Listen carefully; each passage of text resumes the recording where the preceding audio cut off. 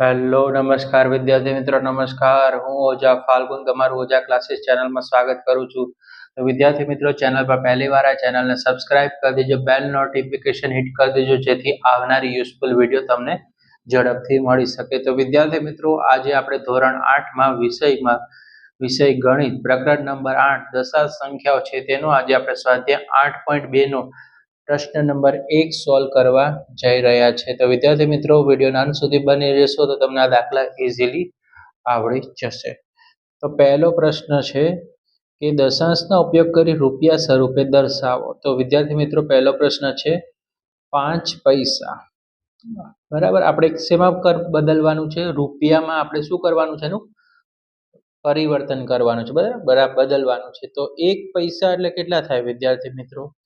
તો કે 1 પૈસા એટલે 1/100 રૂપિયા થાય. બરાબર, રાઈટ.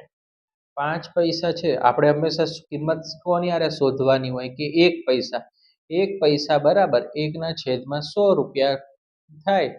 તો 5 પૈસા હોય તો વિદ્યાર્થી મિત્રો તો કેટલા લખવાના? 5 લખવાના. 5 પૈસા શોધતા હોય તો 5 લખવાના. 6 પૈસા લખતા હોય તો 6 લખવાના. અને છેદમાં કેટલા લખવાના? 100.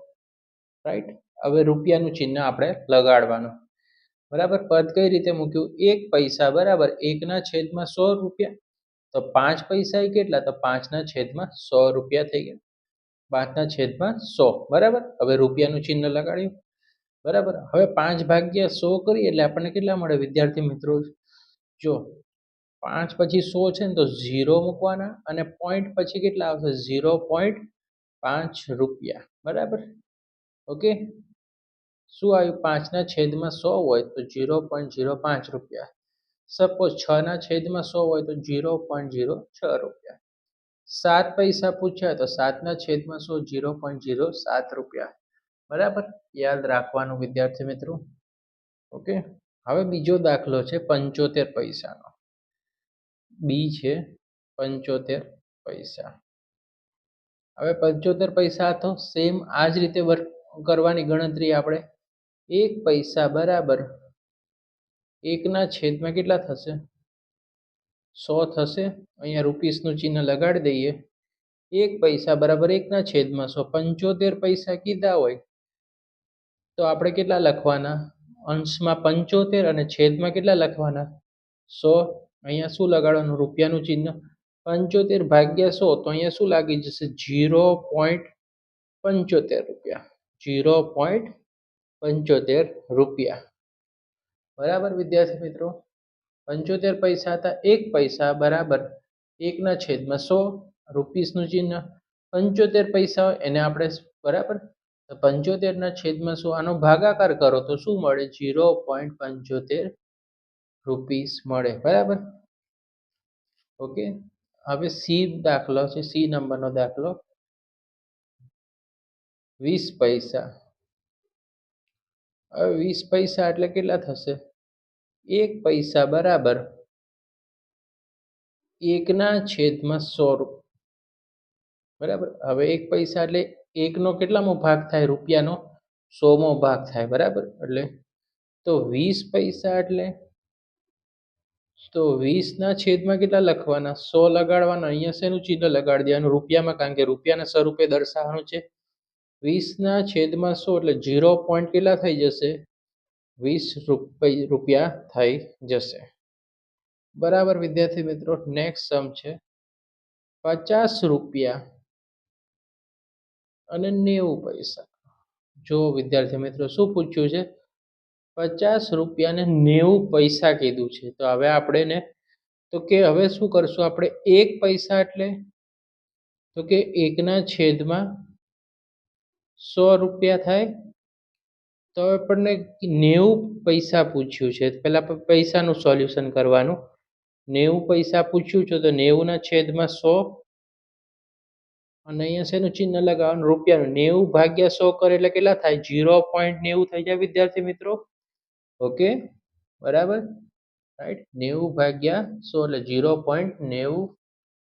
જો 90 પૈસા કીધા એટલે 90/100 કરો એટલે 0 લાગે. 0.90 રૂપિયા થઈ જશે. બરાબર, ઓકે. હવે આપણે 50 રૂપિયા ને 90 પૈસા છે તો 50 રૂપિયાનું આપણે ગણતરી અને 90 પૈસાની આપણે શું કરવાની છે? ગણતરી કરવાની છે વિદ્યાર્થી મિત્રો. ઓકે ઓકે ચલો ક્લિયર દેખાય છે? ઓકે ચલો રાઈટ. હવે આપણે જે બીજી ગણતરી છે તે આપણે અહીંયા બાજુમાં કરી નાખશું. 50 રૂપિયા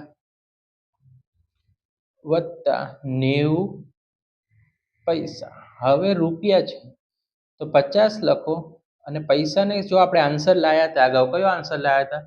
તો કે 0.90 રૂપિયા છે આપણે પૈસામાં જે પૈસાનો આન્સર છે અહીંયા 90 પૈસા છે એનો શું છે? જવાબ છે 0.90. 50માં 0.90 નાખો તો શું થઈ જશે? 50.90 રૂપિયા થશે. બરાબર વિદ્યાર્થી મિત્રો રાઈટ. આ રીતે આપણે ડી સુધી પહોંચ્યા. હવે આપણે ઈ ની વાત કરશું કે ઈ માં પૂછ્યું છે 725 પૈસા. હવે 725 પૈસા છે તો 1 પૈસા બરાબર 1 ના છેદમાં કેટલા લખવાના? 100 રૂપિયા. તો 725 પૈસા છે તો 725 ના છેદમાં કેટલા લખવાના વિદ્યાર્થી મિત્રો? 100 અને રૂપિયાનું ચિહ્ન લગાડવાનું. બરાબર. હવે 725 ને 100 વડે ભાગાકાર કરો. ઓકે તો સૌથી પહેલા આપણે કરીએ તો 7 રૂપિયા 25 ને 100 વડે અલગ કરો તો તમને શું મળશે? 0.25. 7 માં 0.25 ઉમેરો તો શું થઈ જશે? 7.25. રાઈટ. તો 7.25 છે તેનો રાઈટ આન્સર છે વિદ્યાર્થી મિત્રો. બરાબર. સ્ક્રીનશોટ પાડી લેજો. રાઈટ. સ્ક્રીનશોટ પાડી લો. બરાબર. અને કોઈ પણ વસ્તુ ખબર ના પડી હોય તો તમે કમેન્ટમાં પૂછજો. અમે તમને રિપ્લાય આપવાનો પૂરેપૂરો કોશિશ કરશું. વિડીયો પસંદ આવે વિડીયોને લાઈક કરી દેજો, ચેનલને સબસ્ક્રાઈબ કરી દેજો અને આ વિડીયો તમારા મિત્રો સાથે શેર કરજો જેથી એમને પણ આ વિડીયોનો લાભ મળી શકે. રાઈટ. ઓકે.